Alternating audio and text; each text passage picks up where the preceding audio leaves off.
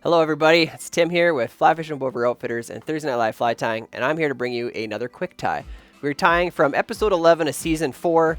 I'm going to be taking you through the Merkin Permit Crab, this little guy here, okay? If you've got your season 4 kit, I want you to go ahead and grab it, but before you do that, I want you to like and subscribe this video. Make sure you leave a comment, let us know you're part of the replay squad that watches this. There may even be a prize or two in store for you. And don't forget to hit that little bell as well. If you click that, every time we put out a new video, a new tying video, or any video for that matter, it's going to show up and give you a notification knowing, or letting you know that it's there. Alright, so season 4 kit. Head on in there. We are going to grab this bag here. Season 4, episode 11.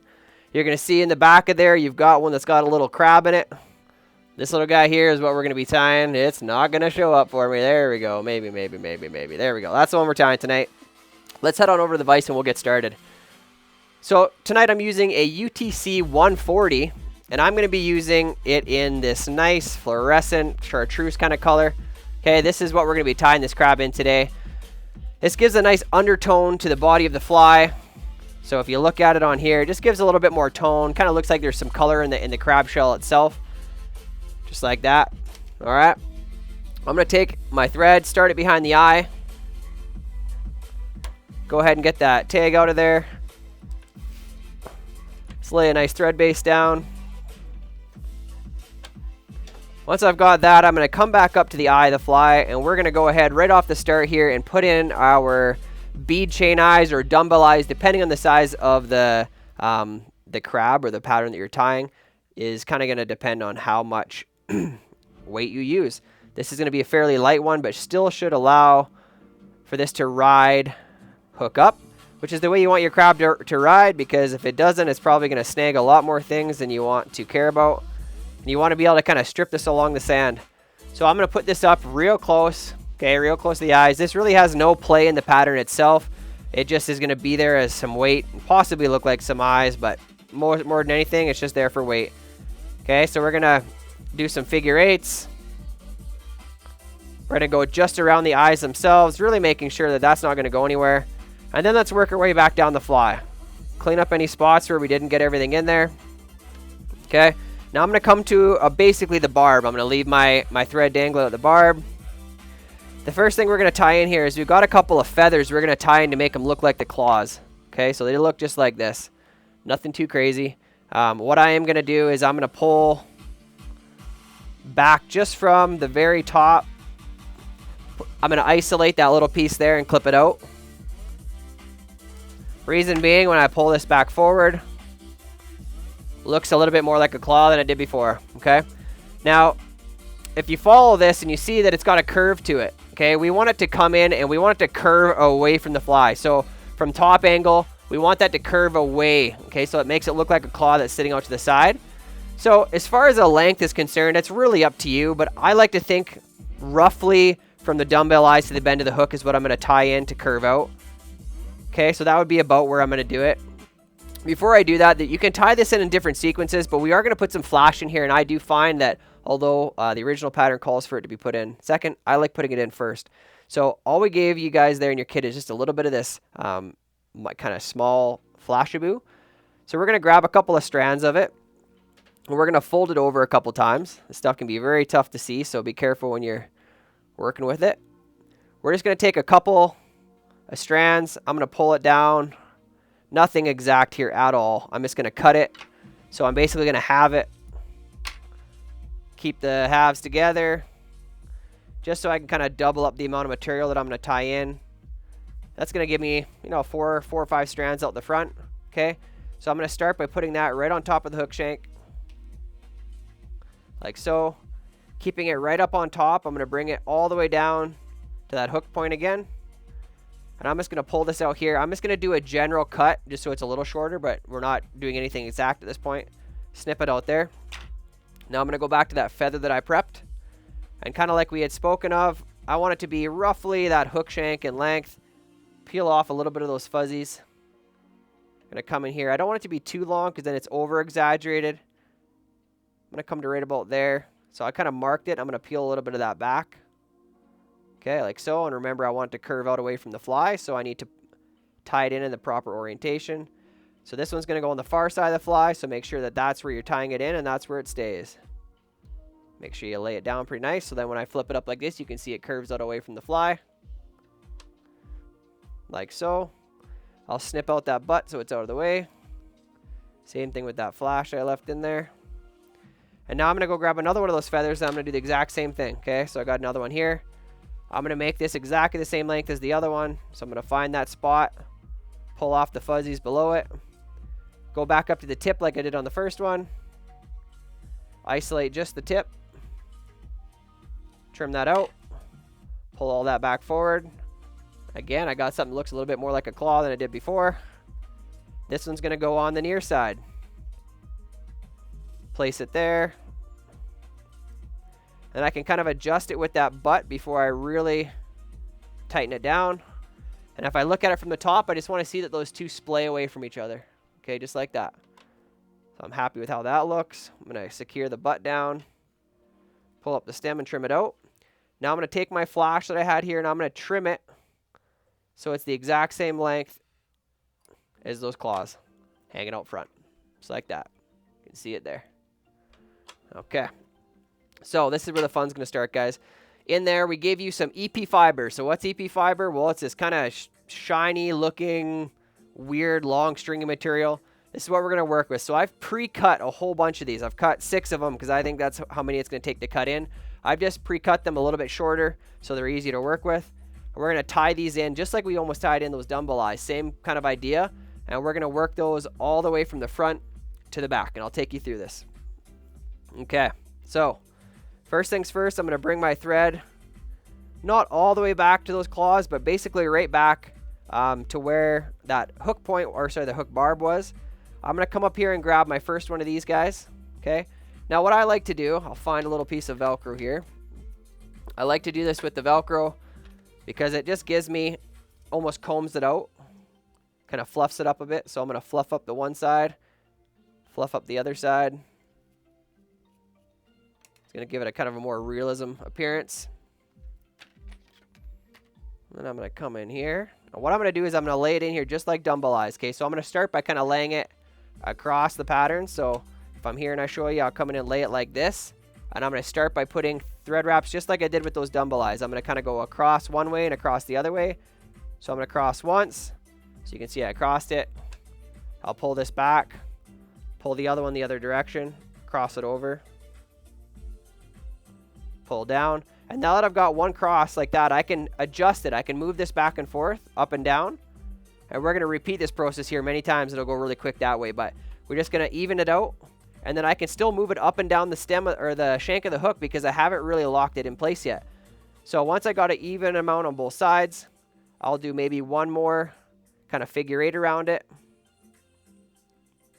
And then what I'm going to do is I'm going to pull it rearward and take some thread wraps right up against it.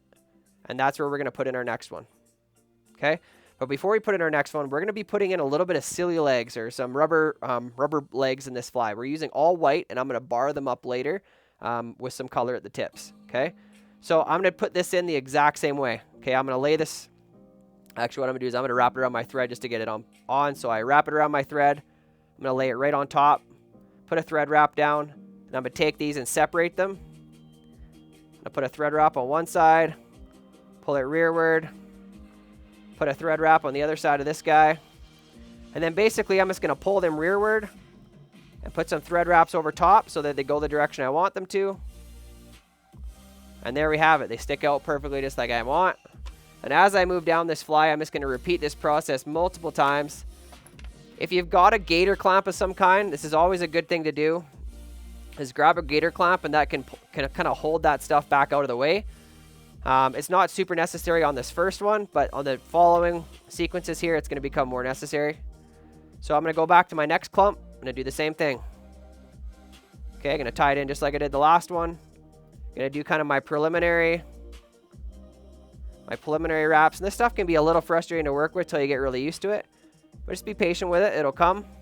Okay, I even it out. I'm going to take another couple wraps, making sure it's good and locked down. I'm going to pull it rearward, back up against those rubber legs. Take some thread wraps back, pushing up against them. Just like that. And once we comb all this out, guys, this is going to kind of fill up that space, and it's going to feel like it's quite full. I'm just going to back this off. I didn't get that quite tight enough to the last one, so it's important that when we do this, we get this as tight to the last wrap as possible, so I can just come in here and I can pull this back. We want those to be snug so that it doesn't look like there's a break in the shell at all.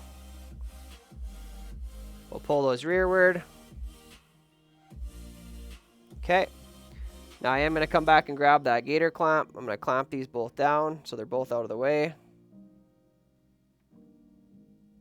If I can get my gator clamp to work. Just a great way of holding those back and out of the way. Now I'm going to come back to my next piece, and I'm going to do the exact same thing again, guys. We're just going to repeat this process a few times. Here, I'm going to grab this. Works a little bit better. Can't find my solo gator clamp. Put a couple wraps in on that side, a couple wraps in on this side. This will be number 3 that we're doing right here. I'm going to pull this back up against the other one. Pull it rearward. Get it tightened up. So that's 3, guys. So that's what we should be This is what we should have so far. Okay. I'm going to put in my next set of rubber legs. So we're going to do 3 in total. So I'm going to put in these ones.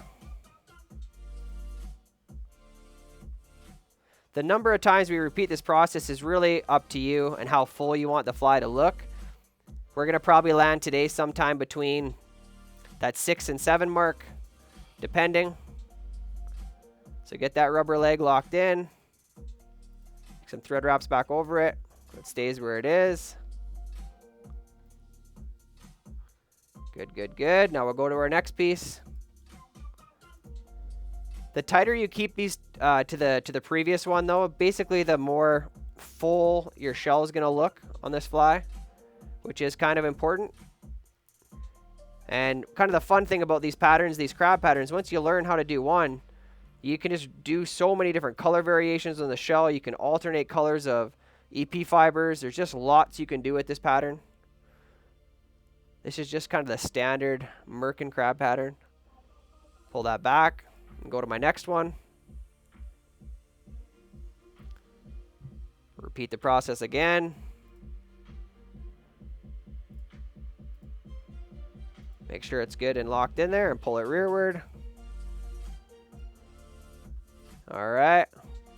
We'll probably do 2 more before we start doing any trimming. I'm going to do 1 more before I add my last legs. Just like so. Make sure we get that locked in. We will use some UV resin at the end here, but it's important that you do get these locked in pretty good so they don't go anywhere in the meantime. Okay, I'm going to put in my last rubber leg.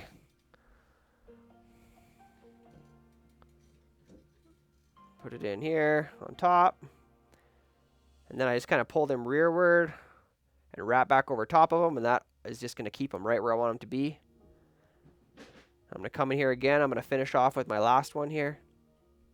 You don't have to go all the way up to the eyes. Those are, like I said, just there for weight, so you kind of decide where you start and end this fly. And what we'll do is we'll come in here, pull that back rearward, lock that in. There we go. Just like that, guys. So that is all we're going to put in. If you want to put in an extra one and get even closer to those eyes, you're more than welcome to. But like I said, those are not crucial in this pattern. What we're more worried about is that we got a nice full looking body here. So what I'm going to do is I'm going to come in here and just do a half hitch. Lock that down. I'm not too worried about doing a whip finish here because I am going to put resin on all this in a moment. I'm going to trim out my thread. Now, a couple things we got to do here. We got to cut the crab shell, and we need to get these legs oriented. So I'm going to take, first off, all of the legs, and I'm going to pull them down. I'm going to kind of get them evened out like so. I'm going to grab my gator clamp, and grab them all, and so they just kind of sit on their own. Okay, and now there's a couple of different ways of cutting this stuff, but what I like to do is I come in, like I said, again with a comb or some Velcro and just kind of fluff it up. And then depending on the size of the crab shell that you want, you're going to do a trim. Okay, so this trim is going to come in, if you want to think of it like a moon or a half moon. So we come in like this and turn over and come back smaller again up here. Now, so I'll show you what that looks like on this side, and then we'll repeat on the other side. So I come in, start to change my angle,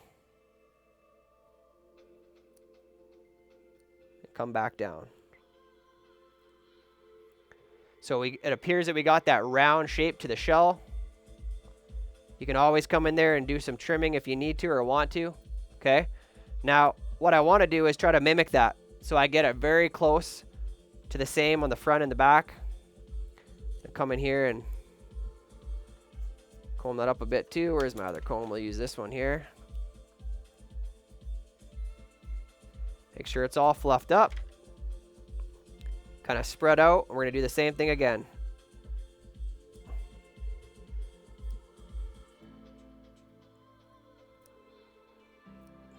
Just like so. And now if we come in here and we compare the two, we want to make sure that they look fairly similar in shape. Okay, those look pretty close. I like how they look. I might take a little bit more off, tighten up this shape a little bit, making this crab just a tiny bit smaller. But you have complete control with how you trim the shell. But what I can say is you can't put it back on, so don't over trim. When you're happy with it and you like it and it looks even, be comfortable with how it looks. Okay, now before I do anything else, I'm going to come up here right on top. I'm going to take my my Solares bone dry, and I'm just going to put a little touch right along the back, and I'm going to let that soak into all those little wraps that I went back and forth on. This is going to be on the bottom of the fly on the underside, probably not even going to be seen anyways, but we're going to come in here, we're going to cure that. So what that does there, guys, it doesn't allow any of those fibers to pull out or move or do anything we don't want them to do. Now, kind of the last couple things I'm going to do is I'm going to come in, and if I got any fibers, which there's always going to be a few that are kind of out on their own, doing their own thing, then I'm going to come in, I'm going to trim them out. Okay? Now, the last thing we got to do here is we got to deal with these legs. So what I'm going to do is I'm going to pull this gator clamp off. Now I'm going to grab an orange or red or even blue Sharpie, and I'm going to color up a good chunk of the ends of all of them, and then we're going to trim these legs to length. This just gives a little color change, contour to the tips of this. Kind of helps it look whether a fish thinks that it looks like claws or whether he thinks it's legs or whatever he thinks it is. We're just going to add some color to it. Like so. And then I want to take and make sure that those legs are even, pulling down. So when you look at them like so, you can see they're all pretty even. I like the way they're looking. Now I'm just going to trim them up a bit. I don't want them to be super short or super long. I'm going to roughly kind of just gauge off of what I like. I want them to stick out beyond the blend a little bit, and then just try to kind of match up the bottom ones to the top ones.